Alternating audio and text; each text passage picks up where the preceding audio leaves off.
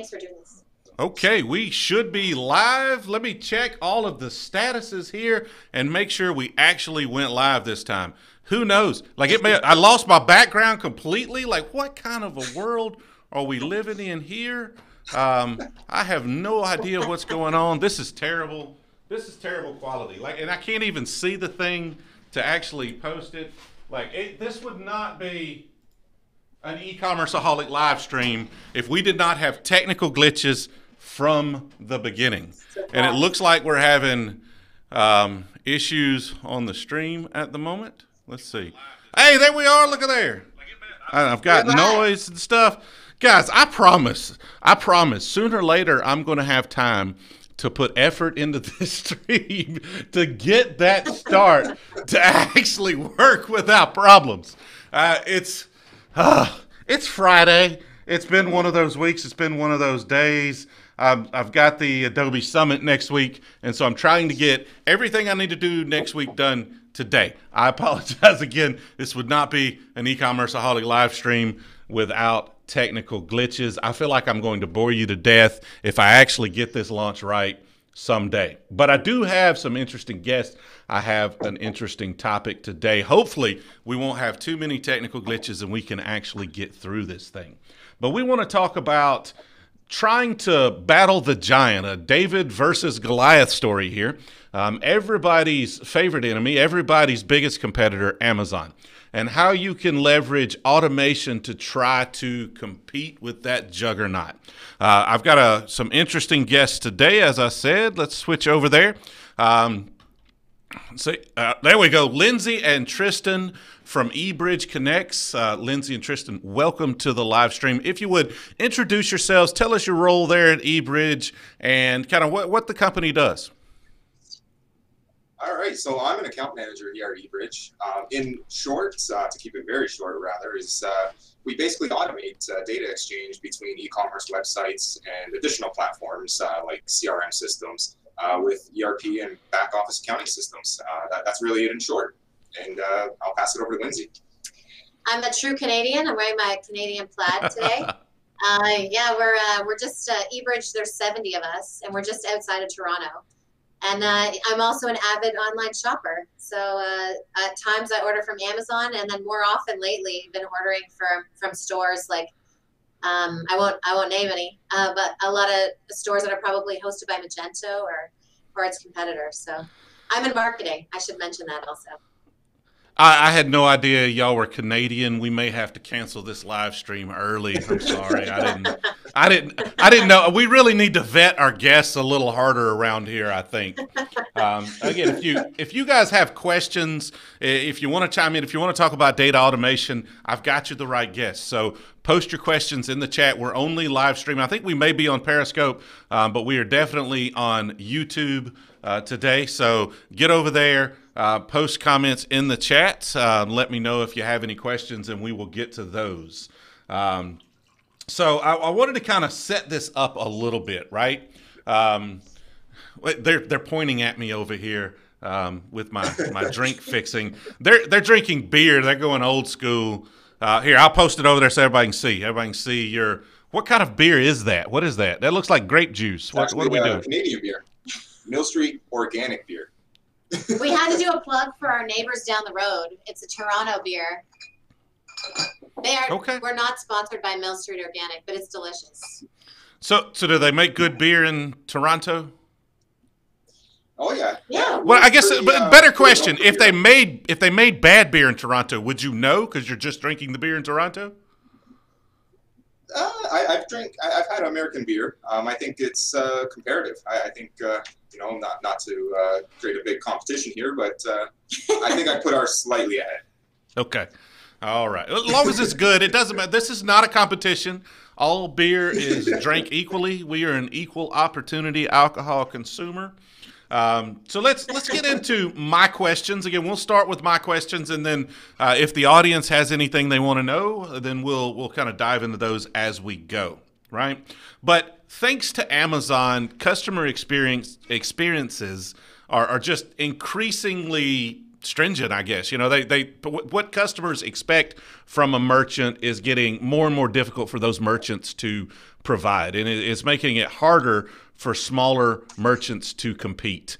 Are you guys seeing the same thing? And do you have maybe some examples of kind of experiences that you're seeing merchants have to provide that maybe, you know, they're table stakes now, but they were, you know, unheard of just a few years ago? Yes. The biggest one we all know is shipping. Like, you have to get something to somebody's porch before, if not in time with when they expect it. And a great example is I went to Florida 2 weeks ago, and the week before we were going to leave, I went on Amazon to look for some clothes, and then I went on the web to look for better quality clothes. And I only ordered from vendors that agreed that they would ship to me in time. And then I told Tristan, like, one of them made it in time, and one of them, there was a box on my porch for the week that I was gone. So I think that's the most important. I think you gotta ship reliably, and then that's how you build trust with your customer. I think that's number one. What about you? I agree. I think it's really about the customer experience at the end of the day, and getting products to the customer as quickly as possible is what people are looking for. I think Amazon has created a new sort of standard when it comes to shipping. I myself, I don't do a ton of online shopping, but my fiance definitely does. And, you know, her first time ordering from Amazon, I think she got the product within a day. And ever since then, if somebody doesn't get the product to her within a day, I'm hearing about it. So that's a real life example right there. Yeah, I ordered a new camera this week because we're having a lot of technical. I should have called this channel Technical Difficulties, but we ordered a new camera this week, and it was just weird. I ordered it from B&H on, what was it, Tuesday afternoon, and Wednesday morning by 10:30 it was here. That's just insane. And you know, if it hadn't been here this week, I wouldn't have even ordered it. But you know, with that. Shipping, most people think of shipping, and if you're a really small merchant, or you know, maybe you're an unsophisticated merchant or just an observer, you think shipping is its own standalone thing. Like fast shipping is just all about what happens with the order processing. But really, that starts all the way at the beginning, from having your inventory right, all the way through moving data back and forth, which is kind of what we're talking about here. Can you give us, you know, maybe some examples of what people are not thinking about that affect shipping, but don't necessarily happen on the loading docks? I would say that really what could affect shipping that doesn't necessarily happen on the loading docks is getting an order from the actual website, or you know, in Amazon's case, from the actual point of sale to the loading dock. I think there's a huge lead time there that a lot of people don't necessarily think about, and that can often delay things. Some companies are literally still printing their orders out, bringing them over to the fulfillment dock, and then fulfillment's packing and shipping from there. So that time to print and move it over to the fulfillment area is, in some cases, minutes to even hours, depending on order volume and time of the year. Looks like we're getting some questions in the chat already, so that's great. We've got some early participation here. If I can get my mouse to show up, then I am going to click on a couple of them and send them to the screen here. We've got one question from Dark Miller. Dark, thanks for watching, and thank you for your question. And Dark's question does not show up on the screen because we can't do anything right at this point today. But Dark's question is, does eBridge work with Channel Advisor? Yes, yeah, definitely we do. Actually, Tristan has been the account manager on a few of our customers that work with Channel Advisor. So maybe you could share a real world example, but yeah, absolutely. eBridge has been working with Channel Advisor for a bunch of years now. We've gone to a few of their shows, which have been really fun. And if anybody knows what Channel Advisor is, I assume we all do, but just quickly, really it's like a hub to trade with in-store retailers. And so Tristan, if you want to talk a little bit about your experience, I know you have some customers. Sure, yeah, actually we have a case study on our website with Channel Advisor customer Safari Toys down in Florida. So we have plenty of experience with Channel Advisor, great company, and we can tie Channel Advisor into dozens of ERP systems. Yeah. Awesome. So if you have any follow-up questions on that, Darek, please post them. We will try to get those answered. We've got another question here from Alan, and Alan says, how do you keep the stocks in sync, taking into consideration that you sell on multiple channels? That's actually a great question. I wish I wrote it because it's in line with what we wanted to talk about. So, that's the benefit to, well, actually, let me take a step back. Many businesses these days don't just sell something in one channel. They're selling in multiple channels. So, for example, you have a Magento store. Maybe you're also selling on Amazon, maybe. And then maybe you're also selling in Costco. And so you're not managing your store like you were 50 years ago with your inventory in the back. There's multiple warehouses. We're talking, it's intense. And so what we do a lot of times with our customers is we make sure that every time something's ordered from their Magento store, that data flows almost instantly back to their ERP, where that houses the master inventory. And then that inventory update pushes back to all of the channels I've discussed. So Amazon knows we're -1, Costco knows they're -1, and so everybody's up to date. Anything to add there? That sums it up perfectly. Yes. So we definitely deal in inventory. Fantastic. And thank you for your question, Alan. Again, your questions are always much more in-depth and detailed and specific than my questions. So please keep posting them. It makes it really easy on me, and I just get to sit here and drink and listen to the answers, and I don't have to ask my broad, generic questions that try to promote conversation. So you guys always make it much easier on me. Keep those questions coming. And so it's a little weird, this format. When we wait till the end, I feel like, not everybody can make it all the way through the live stream. So we sometimes don't get to your questions while you're watching, or we don't get to them in a timely manner. It's also a little awkward when we start off with kind of general conversations. We get very specific, and then I jump right back into general conversation. But that's how we roll around here. That's what we're going to do. We were kind of setting the scene for this conversation. And, we kind of defined that customer expectations, thanks to Amazon, are increasing. But a lot of merchants, especially smaller merchants, just view Amazon as another channel, right? They've got the eyeballs, they've got the traffic. I can put my products on there, I can make sales. So let's define, why would you want to compete with that? Why not just go all in on Amazon and drink the Amazon Kool-Aid? Like, why would I want to start looking at other options and competing? Let me throw one out there, which is you don't have a lot of control over price and your profits when you sell on Amazon, especially if you're selling to them and then they're selling from there. So you don't have that control. You also don't have a ton of control about promotions, or even what we were talking about earlier, which is hijacking the buy button. You might have a great rating. You have 100 people that said 5 stars, best product ever. But then at the end, right before the buy, you don't have control. It's not on your own Magento store, for example. So you're relinquishing control. You're getting more eyeballs, for sure. Yeah, I'm going to elaborate on that. Oh, go ahead. You got something? Oh, I was literally going to throw in a curveball here. We have a lot of clients here actually that sell on their own website and on Amazon.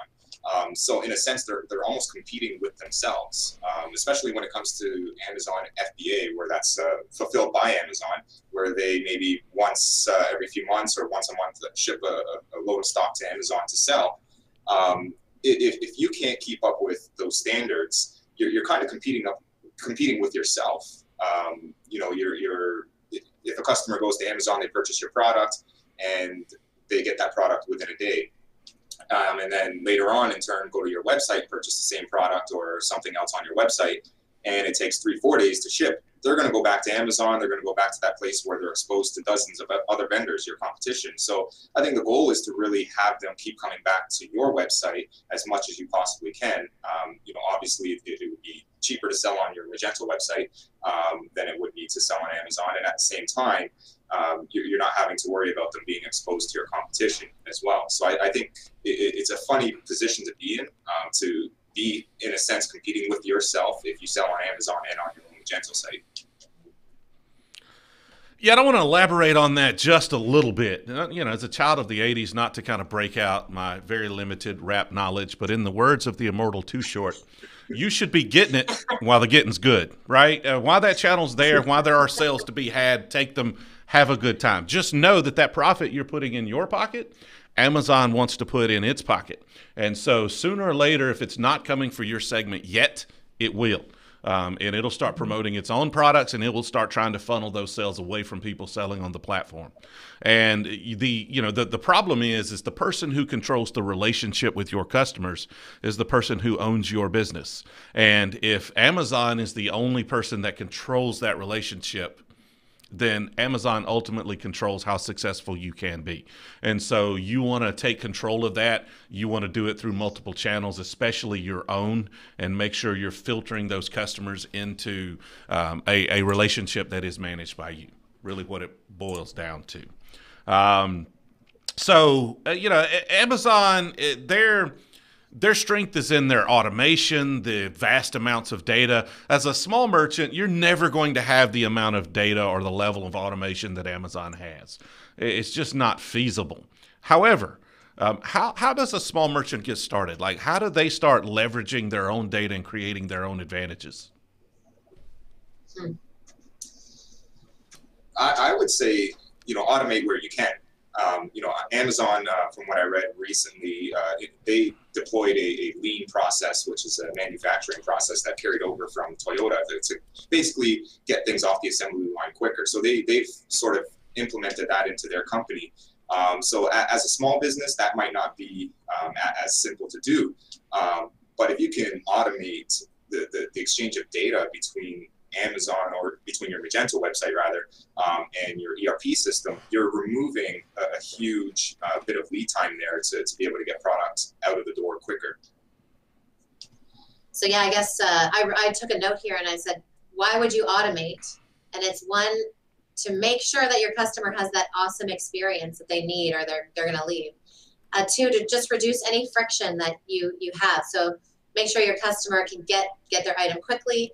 And then also just save yourself time. So save the people in your warehouse time, save your accountant time. Just make sure that everything's sort of streamlined and succinct, and then that'll help you grow your business. You'll be less focused on this and more focused on what you want to do next, how you want to grow your business. And we have another question in the chat. Emma Hunt, thanks for posting your questions, and thanks for watching the live stream. Emma says, starts off with a statement. I think one of the best ways a smaller business can compete with Amazon is through the customer experience. I'm going to agree with you there, Emma. I think that really Amazon's always going to be a generalist. They're never going to be a specialist. And each industry has its own quirks and features, and a much stronger way of building a relationship with somebody. And Amazon may do that on some broad strokes in some really high value industries, but across the board they're never going to be able to compete with you on customer experience in your niche around content and the relationship that interests your customers. So definitely a very strong statement there. And the question is, what types of marketing strategies does eBridge work with to automate? So are there any particular marketing strategies you guys leverage around, or that your customers are leveraging around your integrations? That's a bit of a tough one. I mean, we handle more of the actual ordering process, the fulfillment process, in the automation in that space, which would obviously open the door to be able to focus more attention on the marketing and so on. We also integrate with CRM systems, so you can leverage the data that goes into the CRM system for marketing purposes. That is a very good question. It's a tough one. I might have to lean on Lindsay there, who's in marketing. Again, there's so many great vendors out there on Magento's marketplace. So likely everyone watching this has access to it. You just hop on and you can type in way. So if I'm ordering All right, something, hold on, just a second there. You froze. If you would kind of go. oh, You said you just type in, and then I was like, did she freeze? Did she forget what she was saying? If you would just go over that one more time. am I unfrozen? You are It's because, unfrozen. You're good. It's because we're up in Canada, I think. I know that Canadian internet's not real. It's that Canadian internet's run by maple syrup. So we still have dial-up, you know, with that noise. Yeah. All right. So what I was saying was there's so many great apps on the Magento Marketplace, and they can help you make sure your emails are personalized to all of your customers. So they look like your brand, and you're saying, hey, Lindsay, your pants are on their way. And so that type of thing will really help drive up customer experience. Also, you'll get to know what your customer is looking for, and you can make suggestions like, hey, you bought those pants, better get this top. And so I think those kind of apps would help you. eBridge doesn't do the marketing side of it, but we certainly have friends on the Magento Marketplace that have apps that can help you do that for sure. all right, keep your questions coming. I appreciate everybody watching. If you would, go ahead and hit the thumbs up on this video. That is always a big help. And if you're not, don't forget to subscribe to the channel. We're getting mighty close to 1,000. We're like up over 800 something subscribers at this point. We get a little more trust from YouTube and some more capabilities we would really like to leverage if we get over 1,000. So if you would, hit that subscribe button. It would be much appreciated. We're going to be coming out with a lot more content, really starting hopefully next week. I'm going to try to film a bunch of stuff at Adobe Summit and try to get much more regular with the YouTube channel. So let's get back to my questions, and keep your questions coming, and we'll jump in with those questions as they come in. So as a small merchant, so I'm a small merchant, I'm watching this, you know, my business is growing. Are there any statistics or clues or keys I need to be looking for in my business that says, hey, I probably need to start looking toward automation? Yes, I can take this one. We have a magic number, which is 200. If you have 200 or more orders to your web store every month, then it makes money sense to start automating. That's what we think. That's the number we throw out. We have companies that are doing way more than that. But I think personally, 200 orders, that's a lot of manual typing. That's a lot of checking in the middle of the night to see how many orders you got since midnight, making sure they got into your ERP system or your accounting system, and then getting that label ready, making sure inventory is adjusted. So 200. What do you think? I agree. I think 200. I think once you start to slowly close in on that threshold, it's probably a good idea to start thinking about integration. In the same sense, you know, if you want to be relatively proactive, you can jump on integration right away. It's much cheaper than manual labor. So, you know, if you do it sooner than later, it might actually save you some dollars and cents. So about 200 orders is where the financial, you know, the financial, what's the word I'm looking for? I can't even think. The scale, right? The financial scale starts to tip over toward, hey, not only is this a good idea and it'll improve my offering, but it's also cheaper. Mm-hmm. Is that kind of what you're saying? Yeah, that's exactly right. It's that short answer question. I ask short answer questions. It's like the number one rule of podcasting: don't ask short answer questions. Yes, that is true. Okay. We will keep going in my questions unless anybody has any others. So what are the most common automations that you see merchants tackling, and how do each of those affect their business? I could speak to that. I speak to our customers on a daily basis, and more often than not, it's really two things, and there's a couple extras that they like to throw in, usually down the road. But at the very least, order entry automation is the start. They want to be able to get orders from their Magento website into the accounting package or ERP system as quickly as possible. So then, you know, it can be picked, packed, and shipped sooner than later. And shipping and tracking updates. That's one thing that adds to customer service, when the customer can actually get that email that says your product is on the way, here's your tracking number. That is pretty vital to customer satisfaction. So the quicker it can go from ERP or accounting system to customer, the better. Those are the big two, at least, starting points for most of our clients. Okay, we have a question in the chat. We have a question from Karthik. Karthik, thanks for your question. What's the typical implementation time for eBridge on a B2B project? That's a good question. It's actually it's one of those questions that's pretty tough to answer because there are so many variables. We typically work with clients and on their schedule as quickly as they're working. We're working with them. On average, it just depends on the size of the project. Something like orders and shipping updates could be a 4 to 6 week project.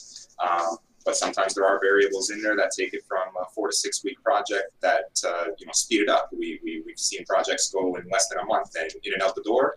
We've seen projects take as much as a year to get in and out of the door. Really just depends on the scope and the size of the project. Project management is a weird world in itself. I came from a project management world previous to eBridge, and anybody that knows project management knows that there are a lot of ups and downs. It's never smooth sailing. So it just really depends on the customer's involvement and how much they require. But again, to kind of make it a short answer or go back to being a short answer, 6 to 8 weeks is pretty average. I went and reached for my paper here because we have a customer that we just onboarded. They have a website called Liver Doctor, which is really topical because we're drinking beer. But shout out to Liver Doctor. But they have a Magento store. They also sell on Amazon, and we were able to implement their project within a month. And they left us a 5-star review on the App Store, and we were pretty excited about that. So I'll go through it just briefly. And so they had a Magento 2 store. They pulled every time a new order was made in Magento, they pulled that data into Sage.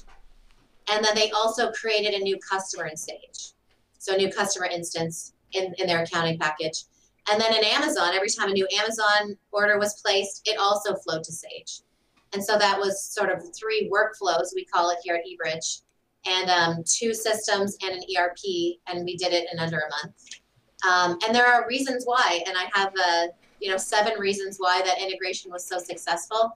I won't go through them all, but I can share this case study after the webinar. But the first point here is that the customer was so organized. They knew exactly what they wanted.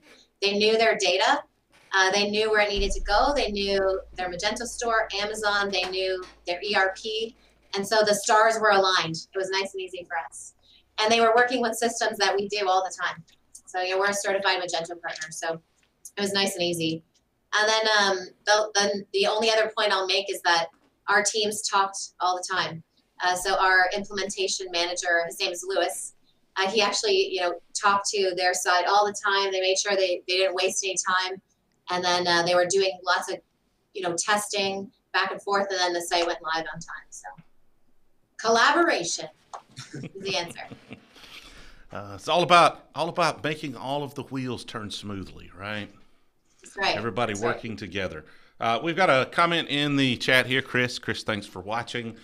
Chris says, my understanding is that Amazon charges something like a 10% fee for every order. I think it may be 15% is like the minimum. I could be wrong about that, Chris. But it varies from category to category. So depending on what market you're in, what type of products you're selling, it can get much more than that. They definitely take their cut.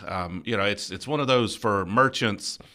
You're going to spend that on advertising or something anyway to draw that traffic to you. But once they're to you, you own the relationship. So then you can try to, as a merchant, it's much cheaper to get the second order out of somebody than it is to get that first order out of somebody. So if you spend that money to build that direct relationship, then, over time that customer gets cheaper if you can build some loyalty. There's some advantages to spending that money, but it's not necessarily an unreasonable fee all the time. But believe me, Amazon wants much more than that 10%. Chris has another question here. Why can't companies do more sales on their website versus Amazon when companies can give users better prices on their site? Yeah, I mean, it's a good question, Chris. It's really around, Amazon has the eyeballs. It's not like you're not doing those sales. You obviously want sales on your own website, but Amazon has the eyeballs. And so, how do we, at some point, the industry has to revolt. Like, how do we keep Amazon from being 75, 80, 90% of the total e-commerce market? We have to band together at some point and figure out a way to compete with just the sheer convenience factor of someone like Amazon. And so Emma's chiming in here, saying it thinks it's $1 per order or an option for a flat $40 a month. I think that depends on what kind of products you're selling. I know we looked at something for someone recently, and it was going to be 15% of the orders that they ran through the platform, regardless of fee. There may be a small fee, but that was negligible compared to the percentage of the actual orders that were going to be taken. And unfortunately for that customer, they were in an industry where the margins aren't that high. And so they couldn't even sell on Amazon because they would be losing money on every product. Because it's very controlled as far as pricing structure for those products. The manufacturers control the price very rigidly, and they just don't have the margins. So again, keep your questions coming. And I know you kind of gave us one real world example there, but do you have any other perhaps real world examples of businesses that has been transformed by data automation? Well, we have 600 customers of ours that have been doing this now. But one cool customer of ours is Everlast, the boxing glove folks. And so we help them automate. I just looking at my notes here. We help them automate Microsoft Dynamics AX is their ERP, and they have a Magento store. And so every time someone orders boxing gloves, they go through headquarters, they get transformed by the eBridge integration cloud, and then spit out in near real time into AX. So that so that Everlast can adjust their inventory across all of the channels that they sell at.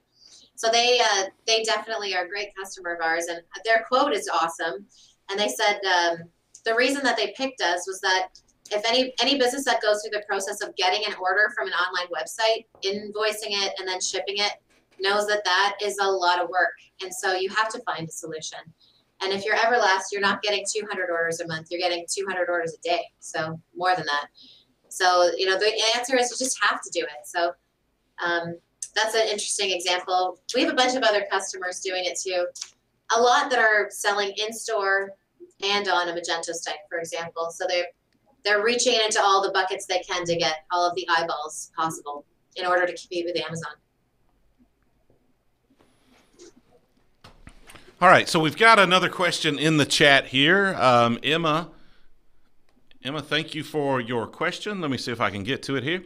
I'm curious to know what are other ways, in addition to shipping, that are the most beneficial ways to automate. I'm going to rephrase that a little bit.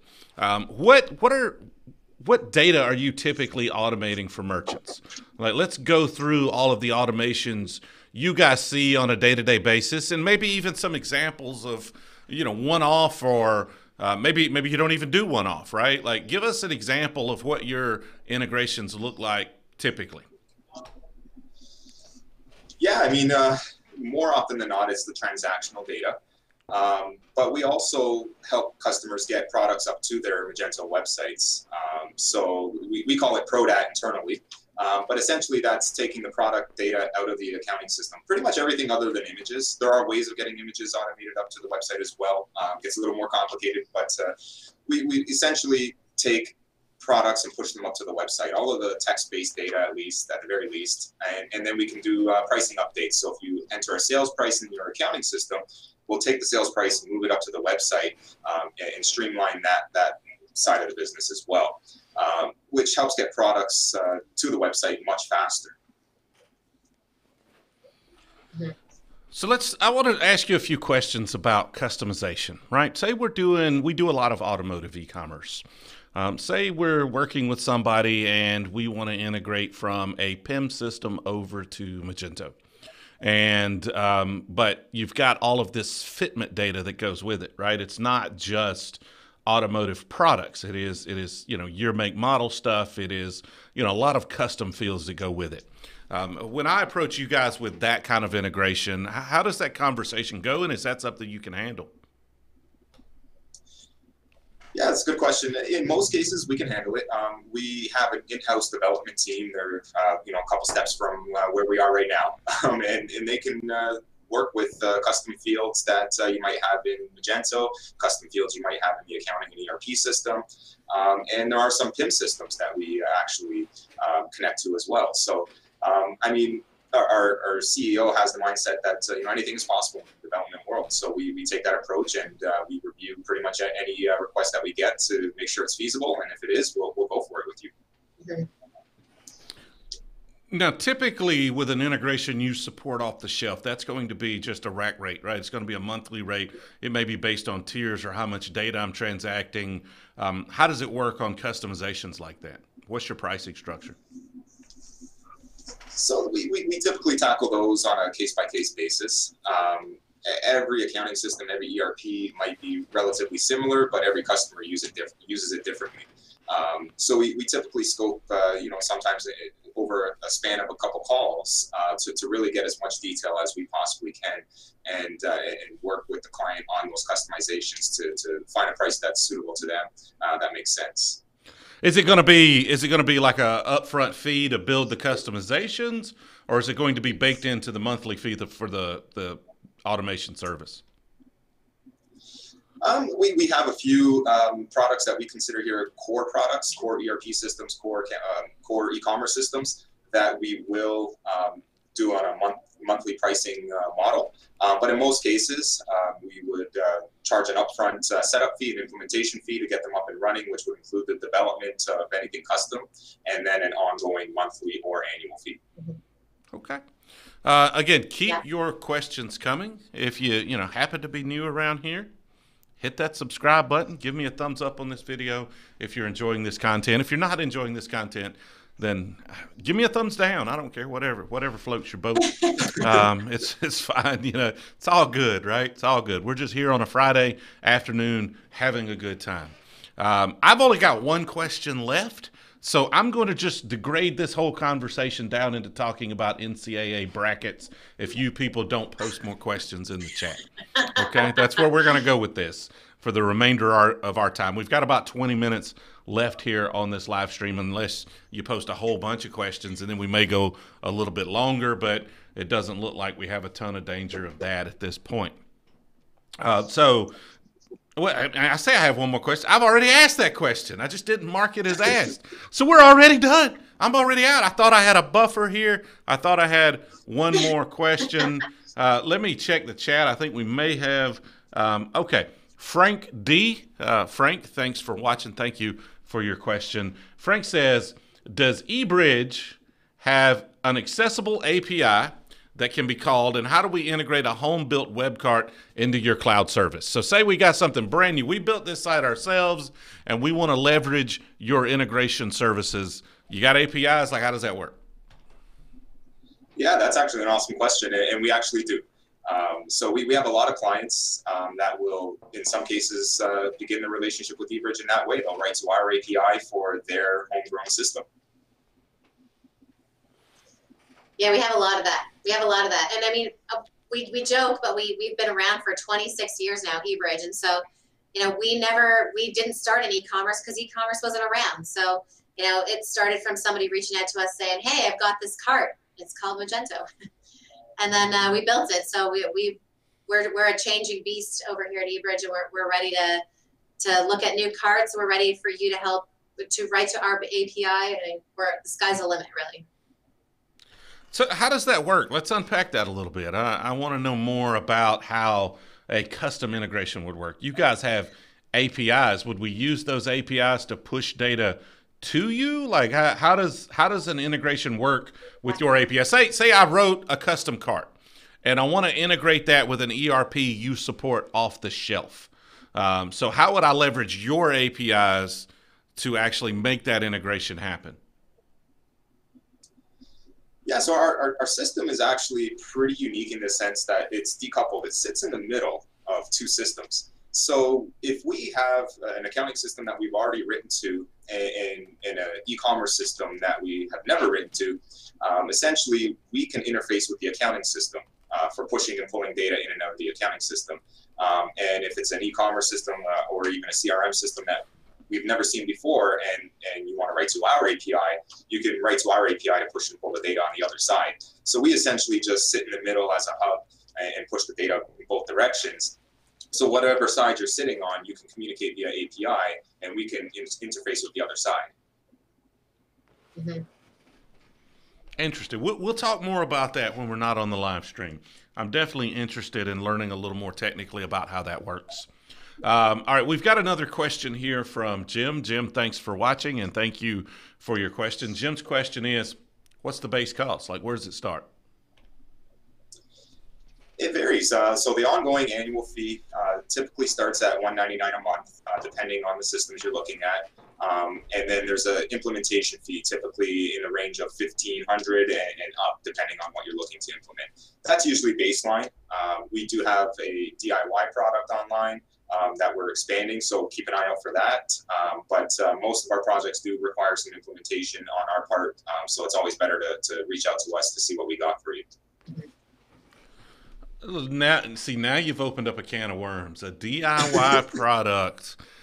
Now you're going to have to elaborate on that. What is what's a DIY integration product? What does that look like? Like, what are we? Are there any details, at least general details, that you might be able to share at this point?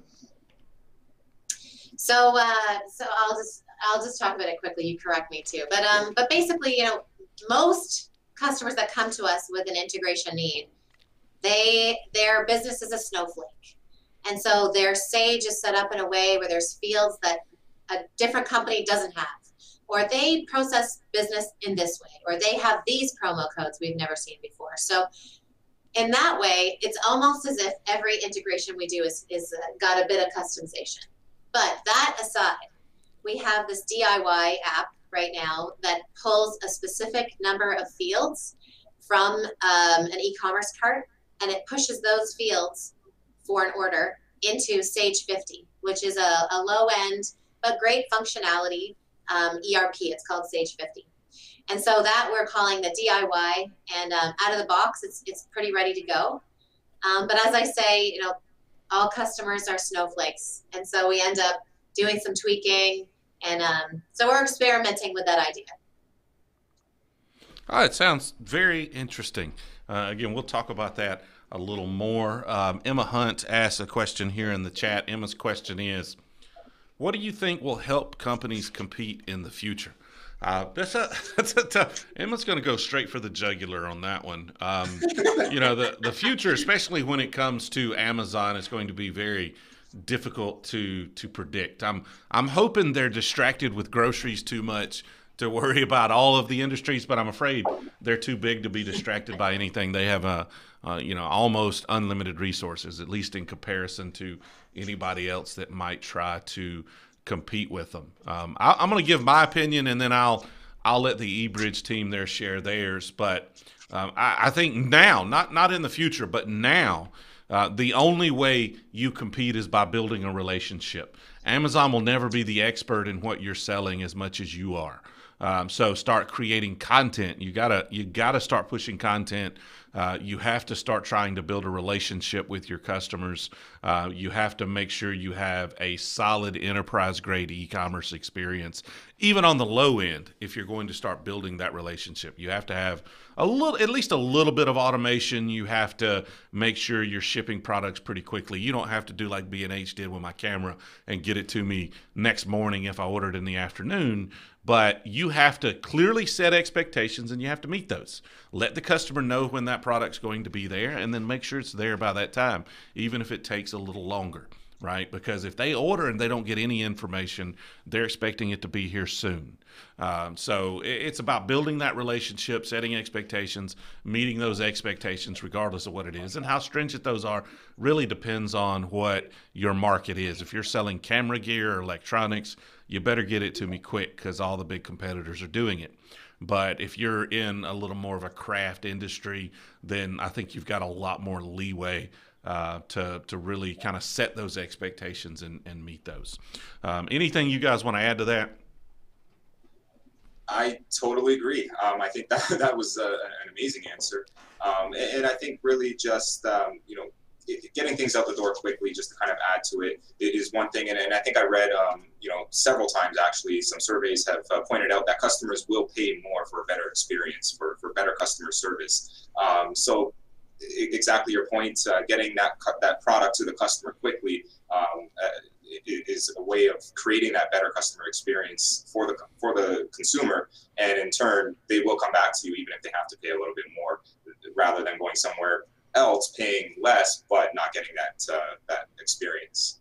That's right. I did a little bit of research too. I took a note. Other ways apart from automation is just be the best in your niche.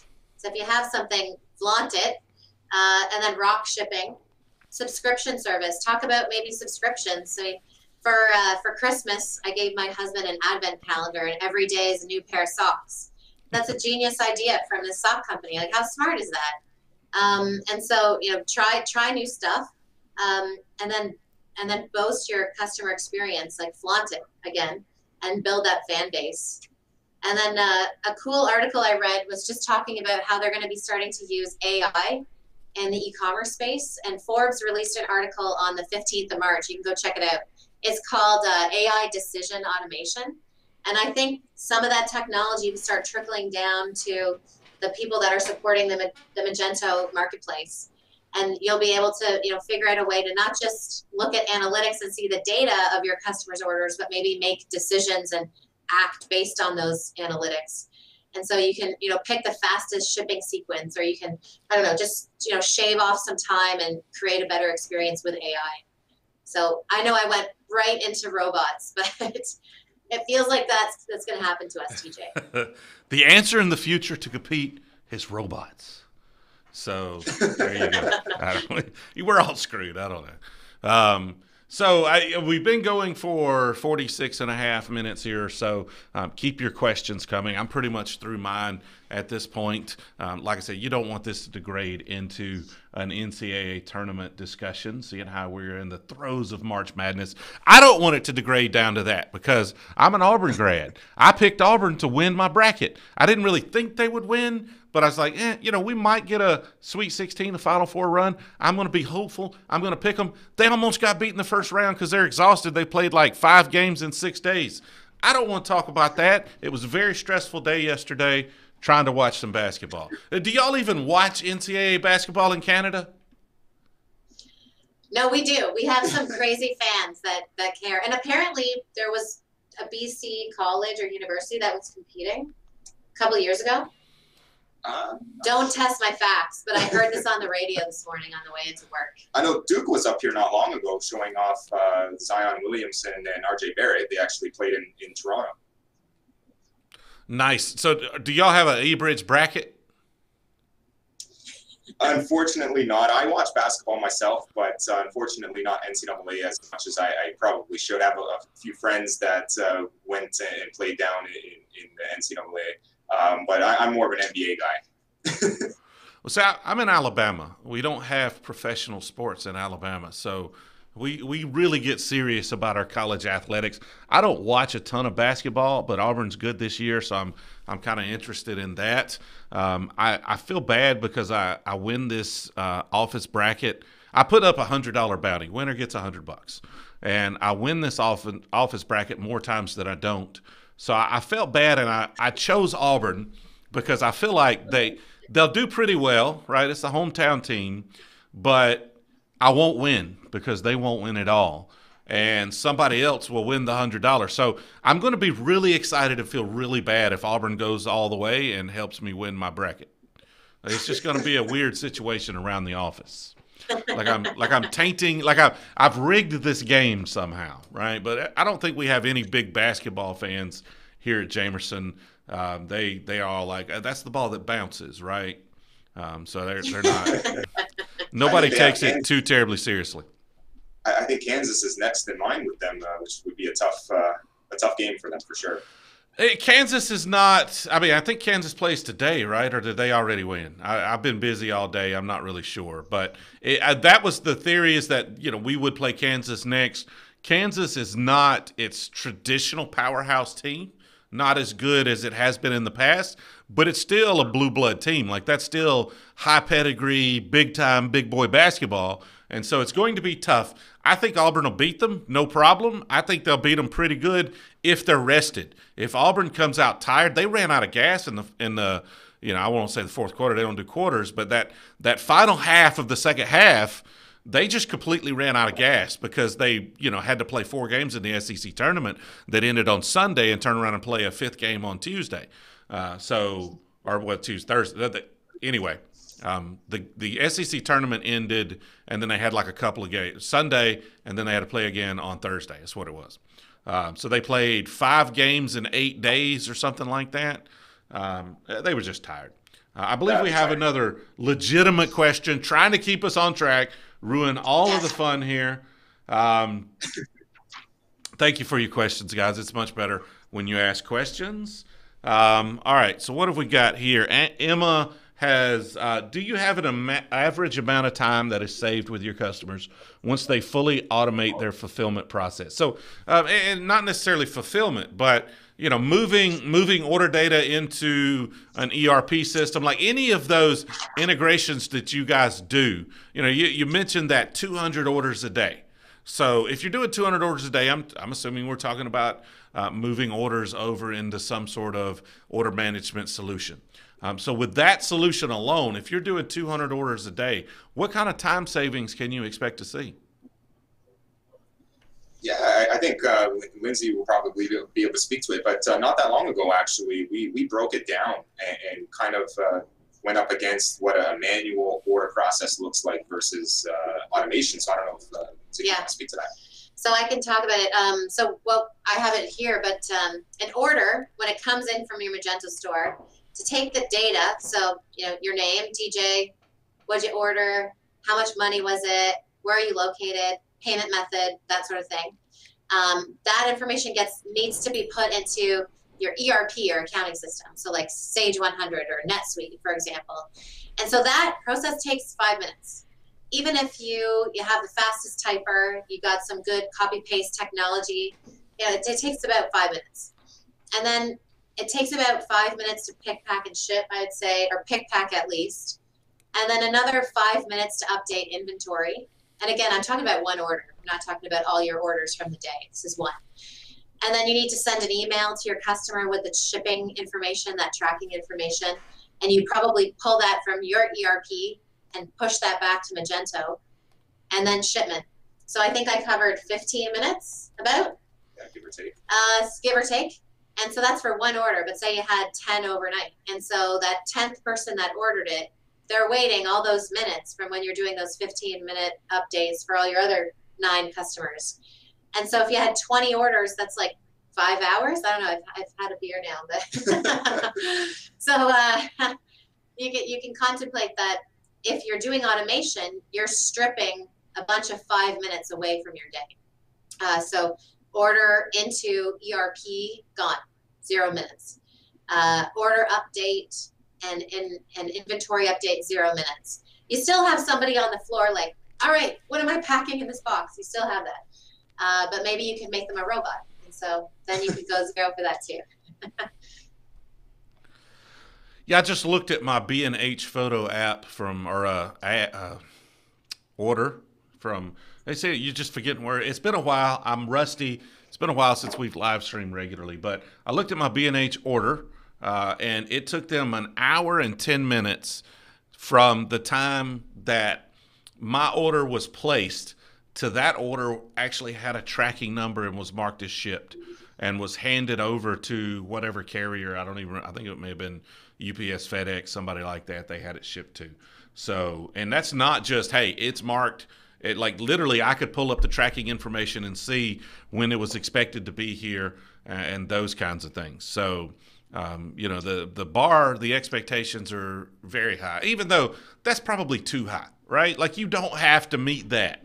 If B&H had sent it and I'd have got a notification 4 hours later and my order would have been here a day later than it actually was, I'd have been just fine. I would not have complained about that. I would have not been upset about that at all. But if you're going to keep up with the big boys, that's a high bar. All right, so looking at the chat here, again, we've got quite a few comments. Karthik mentions there that Amazon is also about customer care. Is Amazon about customer care? I don't know. Maybe clarify that a little bit for me. Amazon is about driving the prices down because there's a lot of competition. Amazon is about speed and getting the product to you. If that's customer care, then yes. If it's about making sure the customer understands the product, has the best buying experience, I don't know if I necessarily agree with that. I think a small mom and pop merchant can be much more about customer care as it pertains to relationship building and education around the product and making sure you have a mission and people understand that and that your products adhere to that. You guys have anything to add to Amazon is about customer care? My slight disagreement with that. Yeah, I can see where the customer care comes in. If they're able to and just sheer volume, they're a huge company. They have much more capabilities to have. They probably have hundreds, if not thousands, of personnel that can take phone calls on a daily basis. So they have the capability to do that. I kind of look at Amazon almost like the Walmart of the future. Walmart kind of took the small business space and brought it into their big box store environment and drove prices down and so on. And Amazon kind of took that same model to the internet, where they have the size capabilities to provide customer care, but it's not quite the same as a mom and pop shop that can actually talk to you on the ground level. And I think with automation, you can kind of really up your customer care in a sense by somebody who used to be entering orders on a daily basis can now be transferred to customer care because of the automation. They don't have to manually type those orders or print out the paper and bring it to the shipping dock. They can actually take those phone calls for customer care purposes. So you can actually look at automation as a way to transfer capabilities from literally just typing orders in to customer care. That's a very, very good point. Automation allows you to be better at building those relationships because you can leverage the human capital that you have in your business for that purpose rather than just mundane manual tasks that they would otherwise be dedicated to. Gracefully in the chat, thank you for your question. Thanks for watching. This is the first question I remember from you, so that's great. How can trust be tackled in e-commerce? And I'm going to take this one, and then I'll kick it over to you guys and see if there's anything you want to add to it. E-commerce and making a sale on an e-commerce website is all about increasing trust and reducing friction. Friction being any barriers to buying, multiple clicks to get through, or any technical problems or difficulties finding products. So how you build trust, trust comes from a lot of different factors. One, you have to have a professional looking website. And when I say professional looking, I mean, when somebody comes on the site, they have to think this is a guy with a business or a person with a business. This is not somebody in their basement that threw up some Shopify site yesterday. Regardless of whether it is, right? They don't know. You can do it through trust logos. That's the old school way, having those. We take these Visa logos or, this GeoTrust seal or, whatever. That can add some as well. But making it easy for people to find their products and to find out the information they seek about those products helps build trust. That also plays to data automation. If I'm looking at cameras, I want to know what frame rate that camera supports. And if your website doesn't tell me what frame rate that supports, then I lose a little trust and I go find that somewhere else and I'll probably buy it over there. So making sure you have information around your products, but also building trust through being transparent and building some authority. Create content. Use that camera. Take some videos of you using that camera. Show me that you understand that product and that you yourself actually think that is a good product and that I would actually like it, right? You can also do it through showing what other people have bought. Reviews, that's one of the things that Amazon also brought to the forefront, is that Amazon was one of the first ones to properly leverage reviews. Well, now if you don't have reviews, you're just out of the game, right? The other people want to see what other people have done.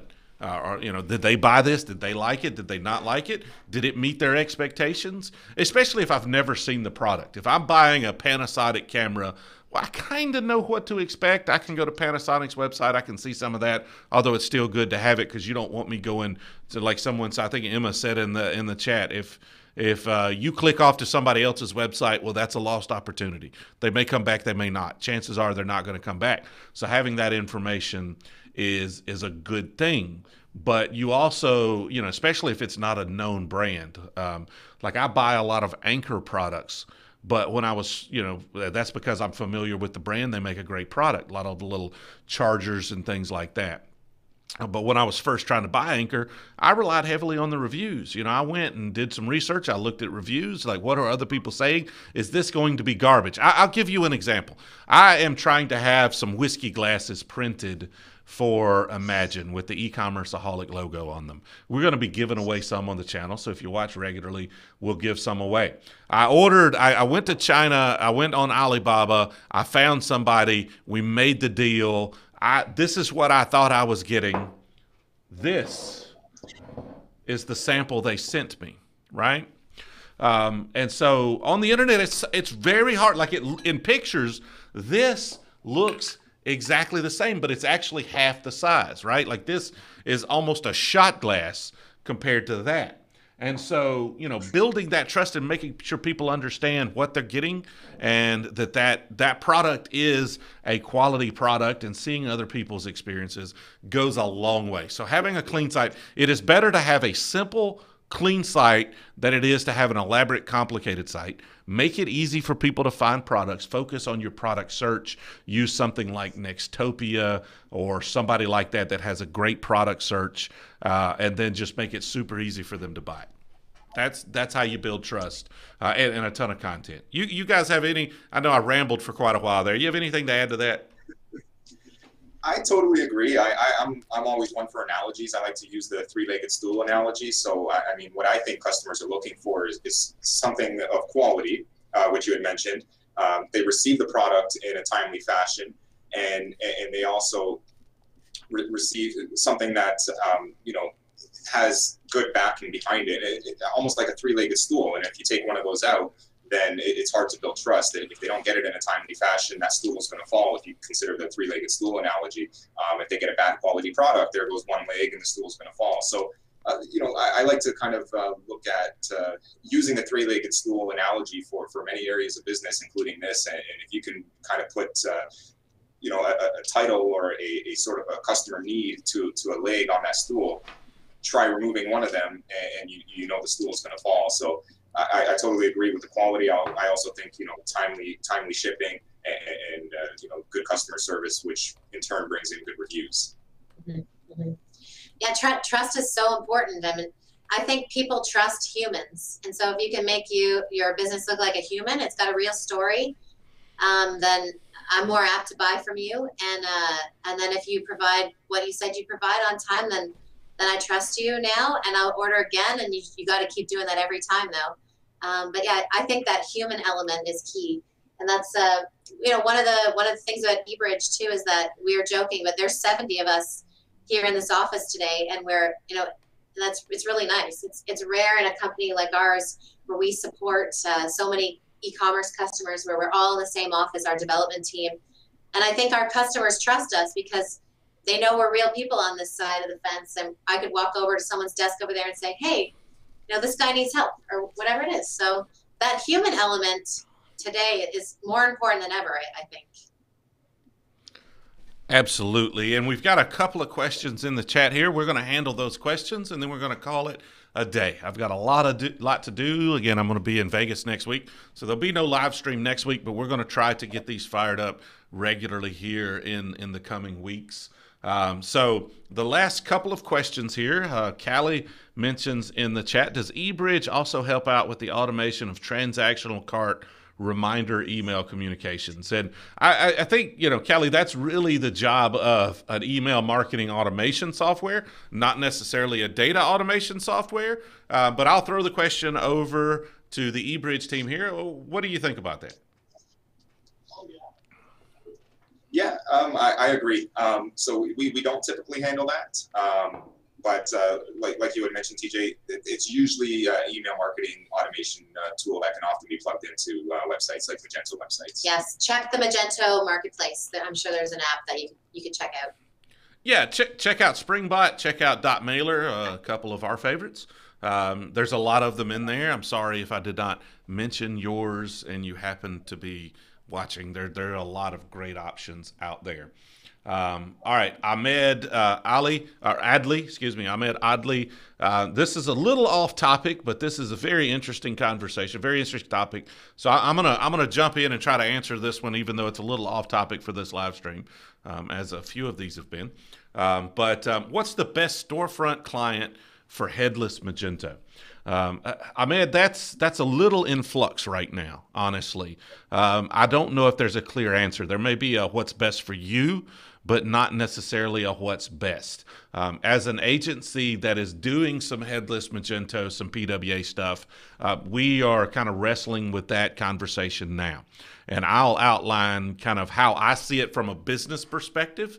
There's also a technical aspect to it as well that kind of goes into it, in that if you know Vue and you've got a bunch of Vue developers, well, then Vue Storefront makes a whole bunch of sense. If you have React developers, well, then maybe Deity, maybe Magento. I tend to try to build simple websites, and the least amount of technology piled on top of that website, the better. And so if you use Magento's PWA Studio, well, that's just kind of one less thing, kinda. Like it's kind of its own thing other than your Magento install. So but it's one less vendor to deal with, right? But on the flip side of that, well, one of the good things I like about PWA Studio is eventually they're kind of working out how some of the layout stuff might work, so that modules might just plug in and actually, if it affects the front end, might just work kind of like they do in Magento now.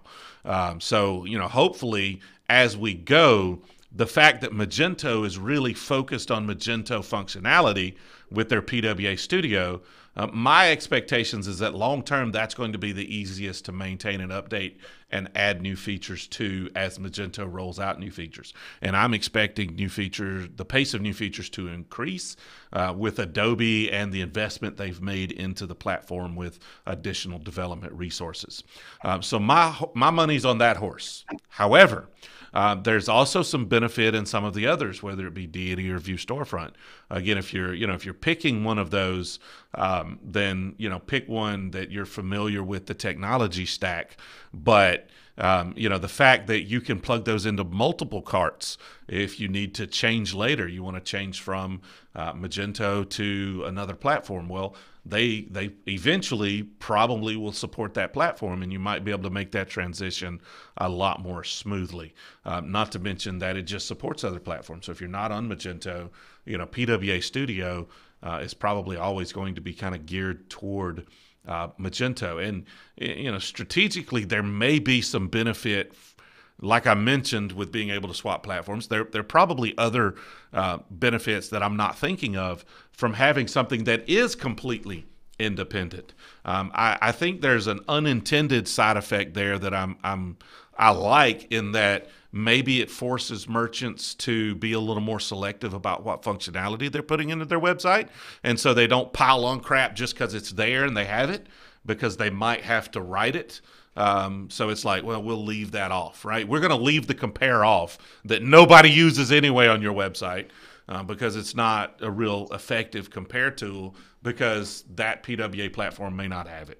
And I don't know if they have compare. That may be a terrible example, but you understand what I'm saying, in that you end up with a much simpler user experience and website, because all the bells and whistles aren't there, and all of the modules you might want to tack on to your website don't just work out of the box, and you have to pay a developer to do them. So you're just like, let's just keep it simple, which is probably better for you anyway. So that's the long-winded example. So, and it's completely not an answer for you at all. The answer is it depends on your goals, your needs, and kind of what resources you have in house to work on that. You guys have anything you want to add to that before we call it a day? I don't think I can give a better answer than that. Yeah, you know what? Your answer was great. The whole headless commerce thing, it really interests me. And every time there's a new article about it, I'm reading it. But yeah, I mean, you've got the expert opinion on it. We spend a lot of time thinking about it. And I'm hoping very soon I can share with everyone why we're spending a lot of time thinking about it. We've got some things up our sleeve. Hopefully they come to fruition. Actually, I want to talk to you guys on this call here, the eBridge team, about kind of what we've got up our sleeve. But we're going to do that once we stop live streaming, because I just can't share it with the world just yet. But it's coming. It's coming. Any other questions? It doesn't look like it. You guys have any parting comments, anything you want to say before we call it an evening? Quick one. We're going to be at Magento Imagine. So if you're there, drop by and we'd love to meet you. And thanks so much, TJ. Appreciate this. We met at the Magento Partner Kickoff in January, and I appreciate you having us on. We'd love to come back and talk about something different. Yeah, and it was fun. I'll say, I'll be rooting for Auburn in the NCAA tournament. I have to root for Duke too, because RJ Barrett is Canadian. He's from the Toronto area, so I have to root for Duke as well. Well, we wouldn't meet Duke to the championship game, so it's fine. Yeah, exactly. Cheer for us to get to the championship game. I don't care what happens after that, but we can use all the help we can get. I appreciate everybody watching. Again, if you're not subscribed to the channel, why the hell not? Like, it's just a click of a mouse. But whatever, it's fine. Just keep coming back, asking questions, and we will keep answering them. We're just here to help you get more from your e-commerce store. That's what we're here to do. So hopefully we've provided some valuable insights around integrations and automations and trying to compete with that juggernaut. Again, there will not be a live stream next Friday, but we may fire one up the Friday after that. Who knows? But sometime in April, we're going to get more regular about these things. So until then, I look forward to seeing you in the next video. Let's see if my button here even works to stop this live stream.